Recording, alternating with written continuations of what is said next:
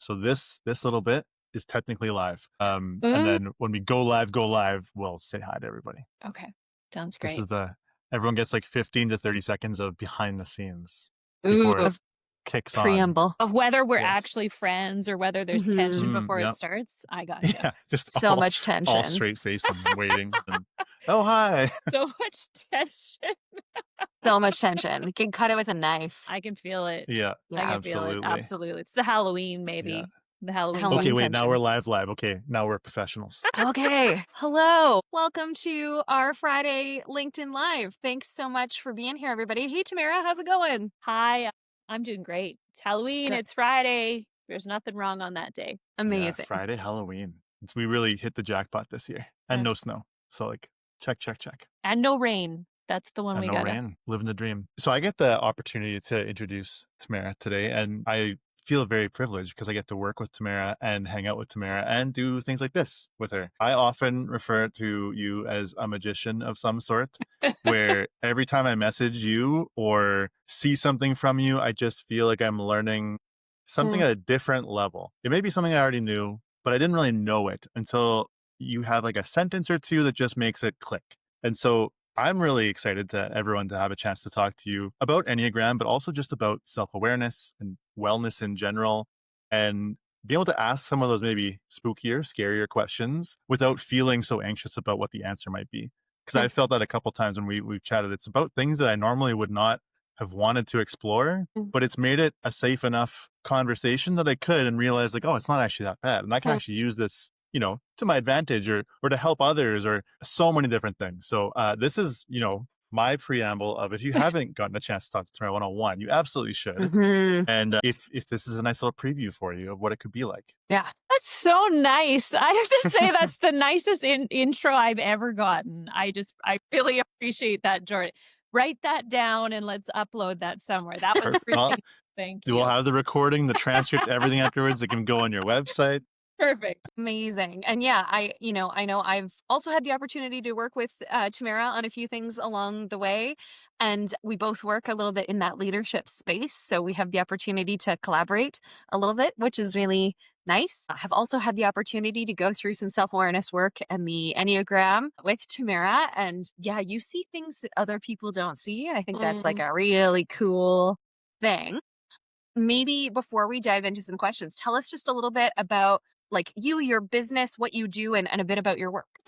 Sure. I think my answer to that question keeps changing because I realize more and more that I'm in the people business. And to get to the really simple part of it, I work with a tool called the Enneagram, which is a personality system that puts people into 9 different ways of seeing the world. But really, what I do at the core of that is I work on connection, primarily connection to yourself through learning a bit more about how you see the world and what you maybe don't see about how you see the world. I think that's actually the coolest part about the Enneagram is it often shows you ways that you're kind of holding yourself back, or maybe you've assumed everybody else sees it that way and it's more particular to you. So really what happens at the core of the Enneagram is self-awareness, is that journey to learn the pieces that feel normal to you, but might be specific to you and might actually be a barrier to seeing the best version of you. What really got me, Tamara, when we started working, because I love the personality tests and I've taken pretty much all of them, but I hadn't done Enneagram. And this was the first one that felt like it was more than just a layer over top of someone's thoughts. Like Myers-Briggs feels very like, I don't know, like these very strict buckets you get put into, which is still insightful, but this one felt different. It felt like it was really the exploration of what your unique makeup was Yeah. and just like language to navigate it more easily or to like put a word to a feeling you've had for a while. Yeah. And so again, I know I'm biased, but for anyone who's ever like hears the word Enneagram and is like, oh, that's like this thing over here. It's not. It's just like a tool to explore. Yeah. And the exploration is so much more interesting. So I was sorry if I can jump in just for a second. absolutely. Yes. I was talking to somebody just yesterday who works with DISC and MBTI and Strength Finders and a few other things, and they had a really great analogy for it. They said to do something like DISC, which is I think a helpful tool in workplaces, you're locating your house on the map.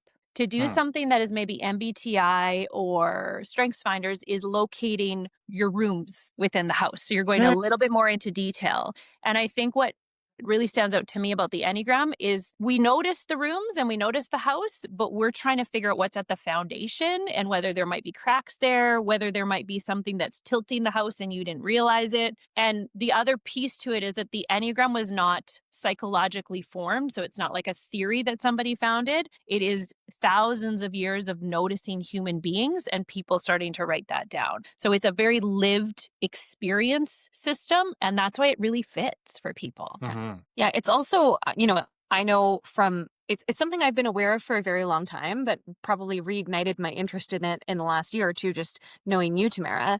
And I think what I appreciate about it is that to me, I have found it's more actionable than some Mm, of the other um, assessments that I've done, and sort of understanding like the healthy version versus the unhealthy version and yeah. seeing yourself in those pieces is something that's been like a really interesting thing to sort of dive and dig into. And ultimately, like this work that you do really is just around like self-awareness and Yeah. getting to know yourself. Yeah. And I think that I love defining the word self-awareness because it's such a popular word that Hmm. like we throw out a lot, but it's really getting into those other layers. So self-awareness isn't just saying, "Oh, I seem to repeat a pattern." It's saying, "I wonder if there's a reason I'm repeating that pattern." Hmm. Like it's getting more into the why than just looking at patterns and being like, "Tomorrow I'm going to floss my teeth." It's like, "Cool. Why weren't you flossing your teeth before?" Maybe that would be a better thing to examine than just forcing yourself into a new pattern. Patterns are way easier to shift over time if we know why they were there in the first place for our Yeah. safety or for a different reason. And then we can really work with them and make actual, actionable, as you said, changes. Well, I was just going over and looking at our WhatsApp conversation, Tamara, because there's a couple in there that I've like screenshotted and kept for myself. And one of them was I am notoriously bad for when I write emails, trying to think of what the other person might think when they read it and Mm. pre-addressing those questions. And after talking a bit back and forth, I remember I sent you the picture, like, or sent you the text. I just deleted a whole sentence Yeah. and just Right. decided to send, here's the information. Let me know what you think. Yeah. Instead of wasting, speaking of like doing less to do more, wasting those Hmm. like 15 minutes trying to think through, if I were them getting this email in their context, what might they think and what should I answer? And Yeah. instead, just like giving them what they asked for and then waiting to see what they thought. Yeah. And it Yeah. turned out they thought something totally different than what I thought they were going to. So I saved myself a ton of time Yeah. and got a better conversation out of it. And that was like the actionable bit of just knowing where it came from. It wasn't like you told Mhm. me go start deleting sentences, but it gave me like the insight to take the action that Right. actually made good on the insight that we gained. Yeah, Right. again, really interesting. Well, and I think that that is what sometimes feels intimidating about starting this work is that we're not just going to shift your behavior on the outside, we're going to shift something further down. So I can't just say to you, go delete your emails or go delete this line from your emails. It is a way of actually a deeper understanding of those pieces. And then it's actually so empowering because then you get to decide whether that is something that is actually getting in your way, whether that's worth your time to delete some of those pieces, whether it's going to save you time. Like it does feel like a big leap to dive into it because it goes deep really fast. But what we then see is things feel easier, like doing Yeah. less to do more, right? Like that is you do the hard work up front and then those other pieces come more naturally because you know why they're there. Yeah. Yeah. So I'm curious, and I don't want to like totally put you on the spot because I didn't tell you I was going to ask this question specifically, but for you, knowing you've done a lot of this Enneagram work for Mhm, yourself, mhm. I'm curious, like, in what ways has this self-awareness supported you in the work that you're doing, but also in this idea of like doing less to do more, like sort of being Mhm. effective, but like working with Yeah. things as opposed to maybe like working against Yeah. something. I mean, I think there's probably two things that I think of. I used to spend a lot of mental energy doing exactly what Jordan said, trying to predict how things are going to go. So while I was not doing more in the sense that I was actioning anything, Yep. my mind was constantly running. So I was always overthinking things. I was deleting and rewriting. I was editing. I was caveating a lot. Like I'd be like, if that sounded harsh to you, it didn't mean it was harsh. Like I was just spending so much energy Yep. rethinking and redoing things. So in that way, learning that that's one of my patterns, that I'm trying to avoid conflict, that I'm trying to maintain that you think I'm a nice person, like all those pieces, right? Learning that there's some concrete examples I can kind of reel back on, similar to what Jordan said, has been hugely beneficial. Like I get my time back, sanity back, I get Yeah. my mental energy back. So I find even just in some of those pieces, I am a calmer person in my how I deal with other people, how I deal with workplace situations. All those pieces go better because I'm not up here overthinking them all the time. So I have more space. Yeah. Yeah. If you can't tell, Jordan and Tamara are the same Enneagram type. Full disclosure. Yes. And my sister. So it's a Yeah. real fun party. Whereas you're like talking about avoiding conflict, and I'm like, ooh, I like a little conflict. Just Yeah. a little, Totally. This you is know? where we tag Jane in. Okay, Jane, conflict time. Totally. And then I guess the other piece I would add to that is that I am a huge believer in don't teach things you don't believe in. And so I specifically picked the program I studied with because out of the 3 courses I took, one of them was only focused on me and what I needed to do. And that showed me, it spoke volumes to what I knew they valued in their program. They didn't want me going out there coaching people who, and I have never been coached. So I think part of what I bring to organizations is that I've struggled through trying to journal, going to therapy. I've done all the self-awareness pieces. I continue to do them and invite them into my life because I value them. And then I'm showing you why it's important that you should value them too. You know, I really identify that one. And I know that some of the work that we do is similar in that we're, presenting and speaking to groups about some of the things that, some of the tools and some of the best practices around for you self-awareness on the leadership side. And for me, sort of leadership generally.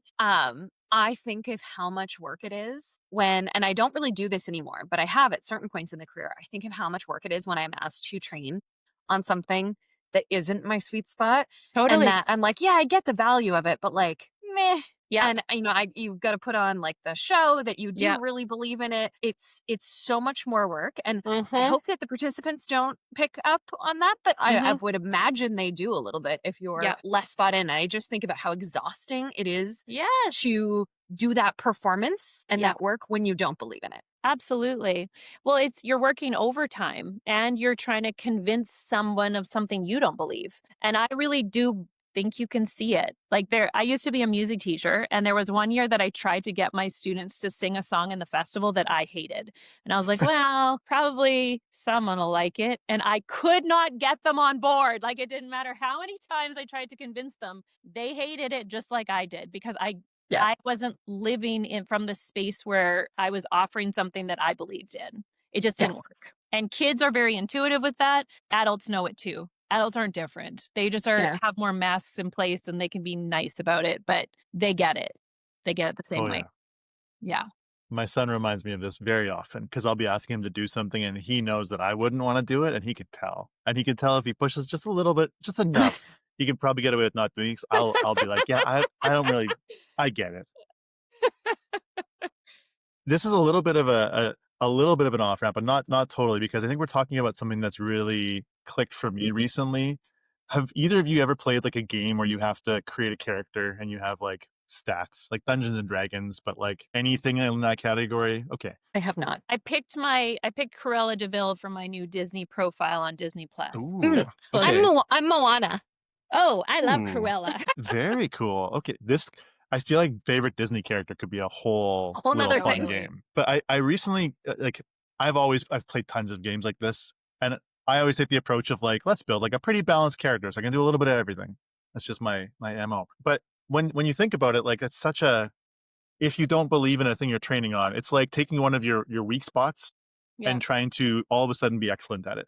And I think Yeah. too many of us try to spread ourselves across like, well, this is what everybody wants, and everybody's a key word there, versus this is what this group of people want that I also have like a 10 out of 10 on, that I can do better than most other people. Yeah. And how can I spend, and this is something we do with our clients, like how can we spend as much of your time in this little zone up here as possible? And it's not going to be like you can do all this and none of any of that. But instead of trying to balance yourself out and be like, average at a whole bunch of stuff and like kind of good at this one thing. Can you find the thing? It doesn't need to mean you're like a specialist at it, but just can you find the tools or the mindsets or the type of work you could do that fits where you're at your best and where your beliefs are highest? Because it just shows through, right? If you Yeah. believe in something and you're good at it and you're continuing to get better at it, you're hard to beat, right? Like there's no one who will be able to do that thing better than you. And even if there is, the demand for people at that level is so high that you're not even competing. You're just all friends because they need you Yeah. all. I And mean, not finding to that is mention the procrastination. oh, Isn't that what happens in those other 80% is like you're just pushing back and pushing back and pushing back because you just don't want to do it. You know you don't believe in it. You'll do it mhm, if you have to, if there's maybe money involved or another incentive. And otherwise it's like hard pass. yep, Yep. yeah, And even then, when there's incentives, it's like you still kind of resent it. Sometimes you're Mhm. like, oh, why am I doing Yep. this thing? Like, why am I spending my time doing this thing? And again, that's like sort of under the surface a little Mhm. bit. yeah, Yeah, I think a lot about how like this awareness like can help us, as entrepreneurs or as leaders, maybe also help us prioritize a little Mhm. bit that like where should we be spending our time and Yeah. attention Yep. and where are we getting caught up in the things that other people think Yep. we need to or should be doing?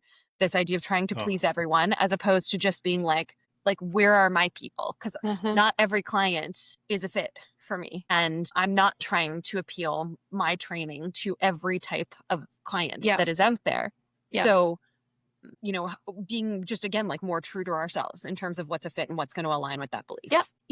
I did an interesting workshop not long ago around our different instinctual drives. And the example that came up over and over again is we talk a lot about giving people tips for delegating. You can give lots of tips for delegating, but what I've started noticing is that we all have issues with delegation in different areas. And that Mm, comes to what feels like we need most control over, and that will feel yep. different for every single person. Like not getting too deep into it. Some of us have really interesting drives around we want to be the people person. We want to be the one that always deals with the people.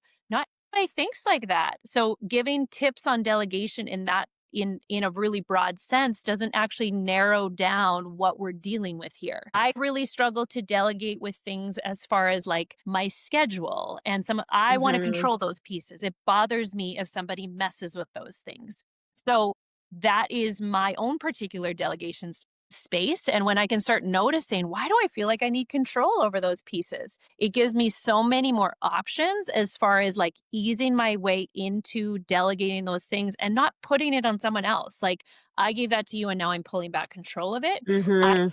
examining why I'm doing those types of behaviors because I Yeah. know more what's going on under the surface. I really like that because delegation's honestly like there's two different phases of business. You kind of alternate between them. It's either you're in we need more clients mode, in which case delegation is not normally the biggest limiting factor. It's just Mhm, finding the fit, mhm, product market, whatever you want to call it. mhm. But then once you find it, you often fall into that, okay, like we're not in as much new client growth, we're more in operations. And that's when the delegation really hits hard. Yep. And I think what happens is people listen to what everyone else thinks they should delegate because an owner should be responsible for this, this, and this, Totally. instead of thank you for the advice, but what do I, as the owner, Yeah. want to own and where Yep. do I want to spend my time? And then how do I get my time to be spent there by delegating the other things that I care less about?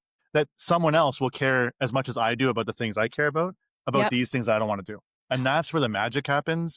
It comes from the owner, not external, someone telling them what they should delegate or not. Well, and then the really fun part is then you can go, why do I care so much about this part? Is it because I actually care about it? Or is there something in me that feels like I need to hold on to control of this thing? And would it actually be very stretching and grow me as a really balanced person to start experimenting with, can I let go of a certain part of this to become an even more well-rounded leader and to invite in even more collaboration? Because that's when Yeah. we get our strongest. Yeah, I think that's a really interesting reflection is on the why of why am I struggling with Yes. this particular piece of Yeah. delegation? Because sometimes it will be because I've got a control issue, or I think nobody can do it as well as me or whatever. But sometimes it's actually a little bit simpler where it's like, actually, my job's gotten really complicated and high level, and I'm far away from the day-to-day work. And this one thing I have on my plate is the thing that I can still do a couple times a week that tunes me into the work, and I feel really good doing it, and it gives me momentum for the rest of my week because I got Yeah, to do this thing. And it's like, hey, maybe that is the thing you should keep, even if it doesn't make sense logically in other ways. But you're totally. like, Yep. it fills me and it helps me stay connected. Yep, Okay, well, that's different than I want to control it and nobody can do it unless they do it my way. totally. It's that mindset shift. It's just knowing the why.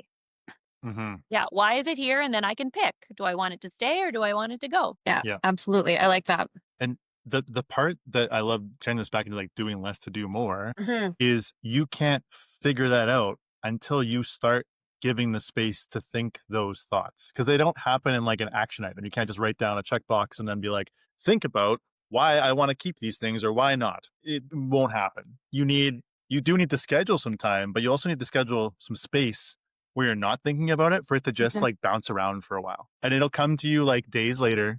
Be like, that's why. You'll see it in someone else. You'll see it in a movie. You'll see it in like wherever. But you need to be able to like schedule and then you need to go space and then you need to let it come to you because these aren't questions that are like a system or a process you can run. And that's what I think people trip up on is they try to like schedule like a to do Yeah. versus Mhm. these are bigger questions that you probably could use a guide to help you through. Or if you're going to do them on your own, you need to give yourself the space to Mm. allow it to happen. Yeah. I That's think, why Jane does her make time to lead Mondays, right? Like Yes. oh schedule gosh, that. that Put reminds that me, in your I have to do schedule. that newsletter for Monday. Okay, anyways, if I'm wearing the same outfit in the video that's in that newsletter on Monday that I'm wearing right now, it's because right after Excellent. this, that's what I'm doing. Thanks for the reminder.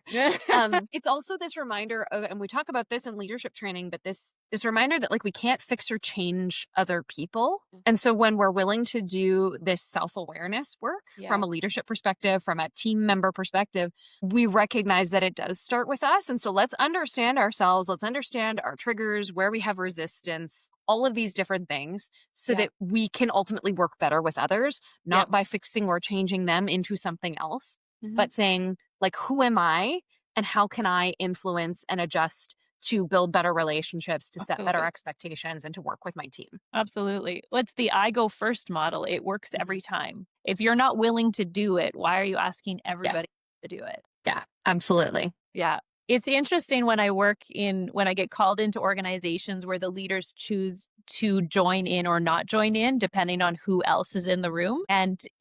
I was just at a company where all of their partners were in there and were the most participatory. And it didn't shock me, I should say, but it was amazing the conversations and the connections that came out of that. It did not compromise anybody's hierarchy. It did not compromise who was in charge when they walked out of that.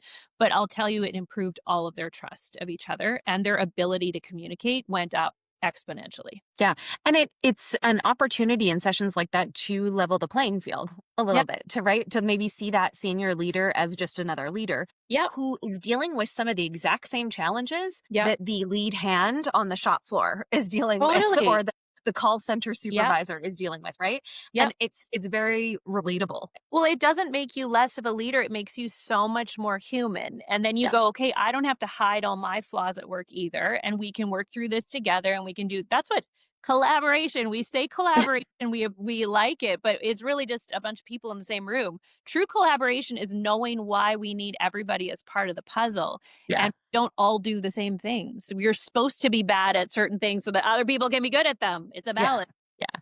Yeah. Love it.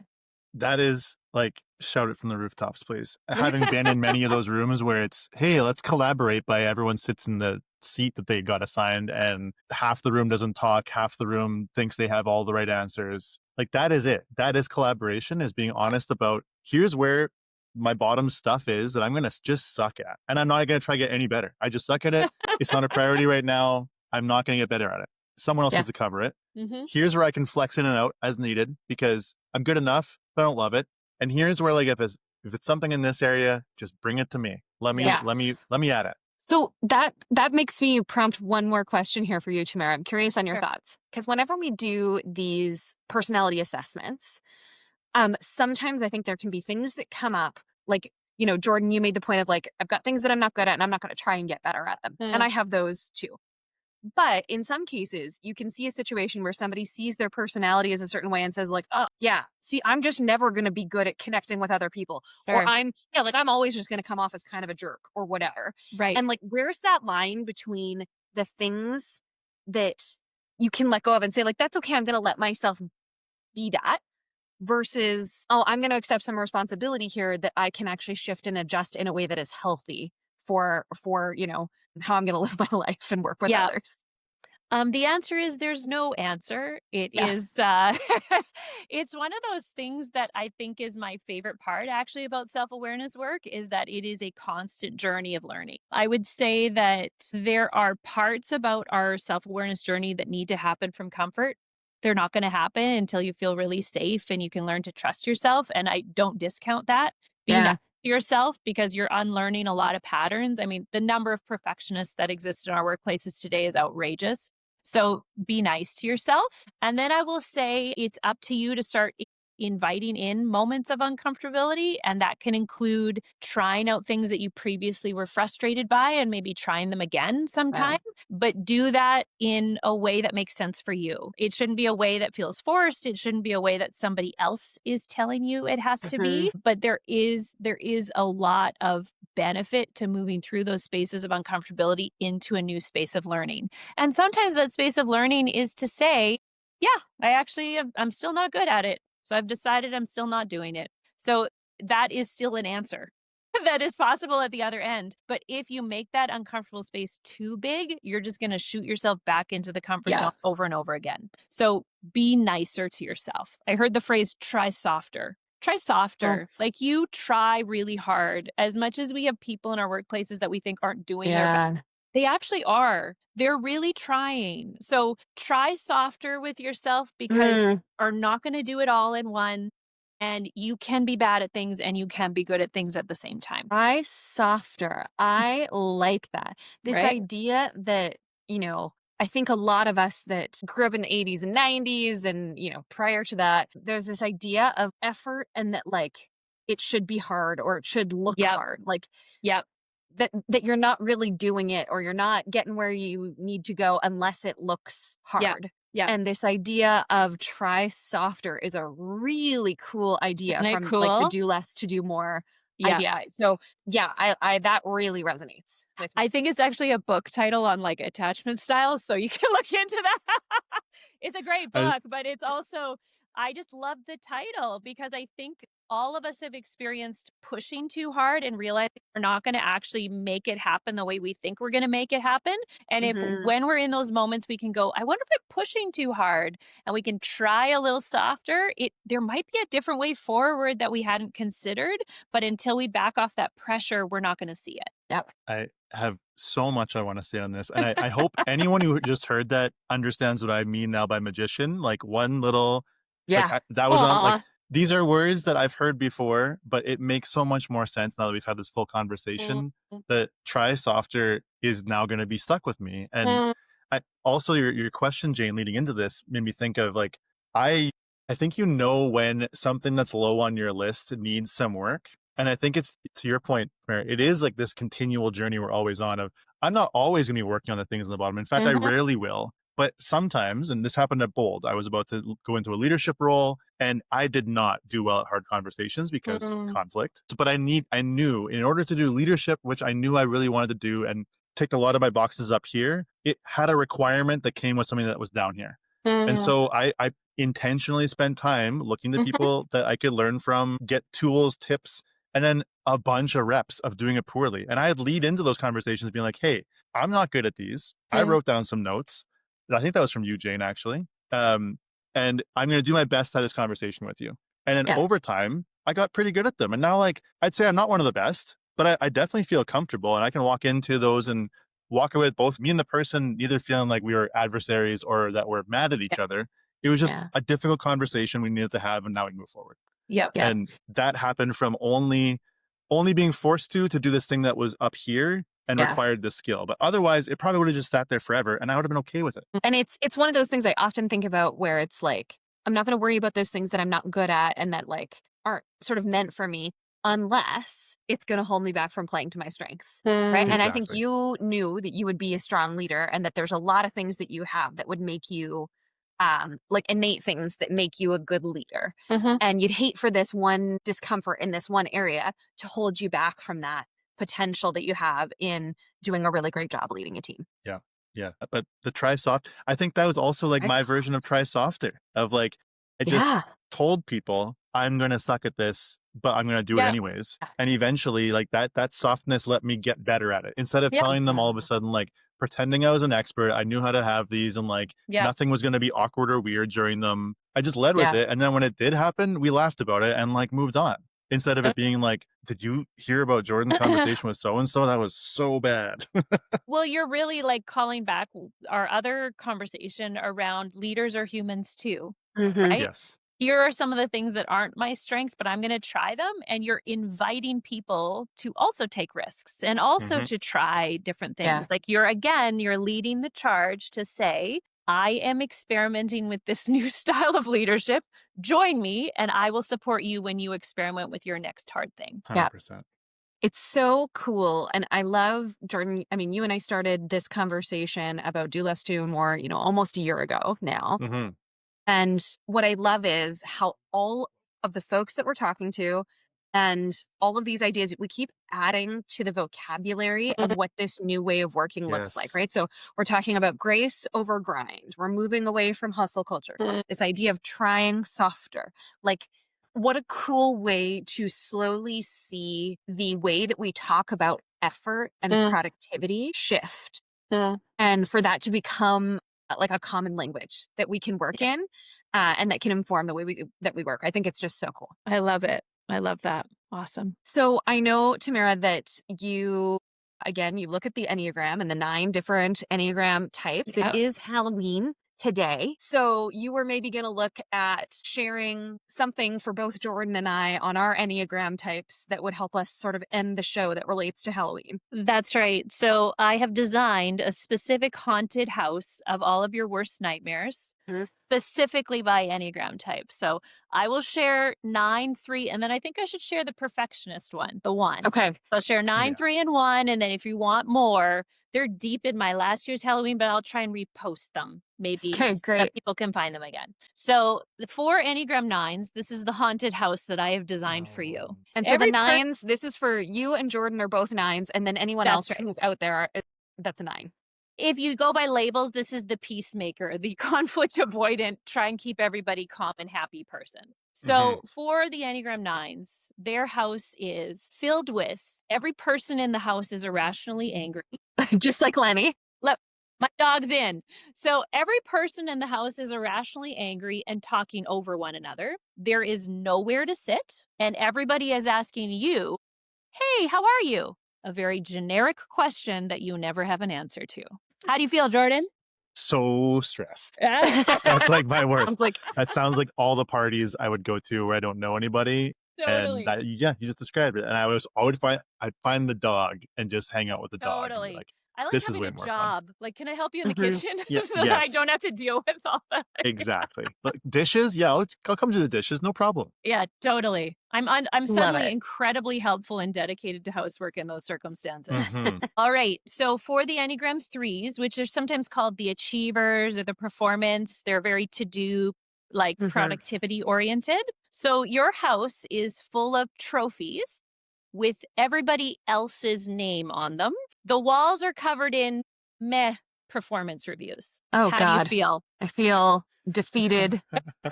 I feel unseen. I know, right? Yeah. I know. Yeah. A haunted house for sure. A haunted house for Yeah, sure. that's my idea of a haunted house for sure. Yeah, I keep thinking they're about to say something nice and complimentary about me, but then they end up saying it about somebody else. They keep complimenting everyone else and you kind of feel invisible. Yeah. Oh, no. We'll add Oof. that. We'll add that to this round of haunted houses. So the haunted house for Enneagram 1s is that, and this might relate actually to both of you. Sometimes 3s and 9s have a crossover here. Every picture in this house is just a little bit crooked. The dishwasher is loaded wrong. Oh, no. And somebody has used Comic Sans on all of the signs. I was okay until the third one. That's unacceptable. Too far. Yeah. The dishwasher, I think I've learned to come to peace with, and the pictures my wife cares about more than I do. So I think I've learned to deal, but the Yeah. comics on everywhere, like, no, thank you. No, I'm out. What is Holly's type? I Ooh, don't I think don't we've think we done don't it know yet. yet. Okay. We should absolutely do I that. know. I Yeah, should we know that. should. Yeah, we should. I'd be Absolutely. very curious. I have a guess on somewhere here, but I guessed everyone after we did ours, Tam. I guessed my entire family because I was so curious, and I've been mostly wrong so far. So And that's a lesson for all of us. Keep your type to you do your own typing and let yes, everybody else type themselves. Yeah, hundred that's fair. percent. That's fair. And if you need your type done, you should talk to the magician because I'm in. there's a difference between the number and understanding. And I think if I would have done that on my Mhm. own, I would have been a lot less engaged than having that hour and a half conversation. Yeah. It didn't take long, Yeah. but I left with so much more understanding. And then now every time we talk about something new, it just builds on my understanding instead of being this big test I got to take or commitment I have to make. So Well, it's yeah. again, I think people don't realize it's a lot more than a test. There's just layers and layers to the Enneagram. And when you can kind of weave all those pieces into your life story, it's really becomes very practical and applicable. Absolutely. Yeah. So definitely recommend if you're interested in finding out your Enneagram type, talk to Tamara. Both Thanks. Jordan and I have done the one-on-one conversations with her. And I had done the testing before and had a sense of what I was, but the one-on-one was still a massive elevation on how I thought about my type. And I also had my wing wrong. And that was a really interesting thing to sort of work through and chat through. Jordan, do you want to share your takeaway from today's conversation? Yes. Well, I'm going to struggle to pick one. I'm going to leave the obvious one because everyone, if you're not going to try softer, just do it.